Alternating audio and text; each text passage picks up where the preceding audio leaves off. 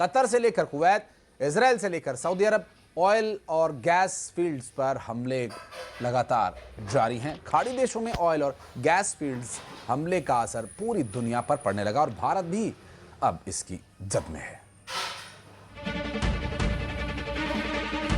28 फरवरी को जब ईरान पर अमेरिका और इजराइल के भीषण हमले हुए थे, तेहरान पर मिसाइलों की बौछार हुई थी, तब किसी ने नहीं सोचा था कि ये जंग एनर्जी वॉर यानी दुनिया की सबसे बड़ी गैस की जंग में तब्दील हो जाएगी।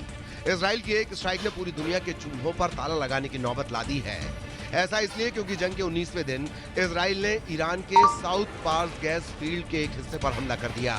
ये ईरान की रीढ़ की हड्डी पर वार था, लेकिन असली धमाका तब हुआ जब ईरान ने इसका बदला लेने के लिए कतर के रास लफान गैस हब पर बैलिस्टिक मिसाइल दाग दी।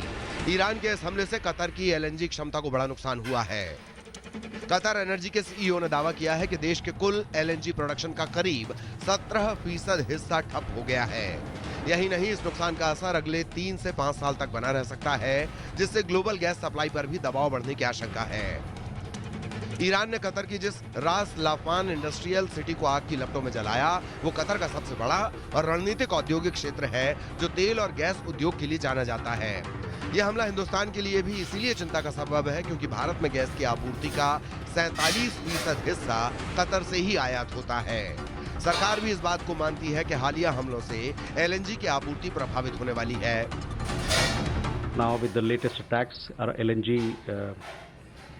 LNG supply is going to be impacted, and it has been impacted because of the closure of the Strait of Hormuz. But we are in discussion with several countries. We are in touch with all the stakeholders there to see how best we can secure our energy needs, and there can be unimpeded transit for our cargo. Middle east का युद्ध जैसे जैसे oil war में तब्दील हो रहा है, इसके साइड इफेक्ट्स भी नजर आने लगे हैं। गुजरात के सूरत में रेलवे स्टेशन पर लोगों की भीड़ बढ़ गई है। दावा है कि यहाँ काम करने वाले प्रवासी मजदूर अपने अपने घर लौट रहे हैं। कमर्शियल गैस सिलेंडर की कीमत बढ़ने और गैस नहीं मिलने की वजह से हालात इतने बिगड़ चुके हैं कि उत्तर प्रदेश, बिहार और दूसरे राज्यों के मजदूर अपने गांवों की ओर पलायन करने के लिए मजबूर हो रहे हैं। खाने के लिए मिल नहीं रहा है, इसी कारण गांव जा रहे हैं। यहाँ तक कि अकाउंट भी बंद हो जा रहा है, समय से मौका से नहीं मिलता, टाइम से नहीं मिलता है। गांव जा रहे हैं, 2, 4, 5 रोज से गैस नहीं मिल रही है। धीरे धीरे कंपनी भी बंद हो रही है, इसलिए क्या करें, भूखन मर रहे हैं, इसलिए गाँव जा रहे हैं। भोपाल की अगर बात करें तो अब गैस एजेंसी और गोदाम पर लंबी लंबी लाइनें तो देखने को नहीं मिल रही हैं, लेकिन गैस सिलेंडर की डिलीवरी को लेकर ग्राहकों में कंफ्यूजन की स्थिति बन रही है। सिलेंडर को लेके, घरेलू हो चाहे कमर्शियल गैस सिलेंडर हो, उसको लेकर जो अफरा तफरी का माहौल था वो तो अब देखने को नहीं मिल रहा। वो केवल इस बात को लेके कंफ्यूज हैं कि उनका गैस सिलेंडर का नंबर नहीं आ रहा, रजिस्ट्रेशन नहीं हो रहा।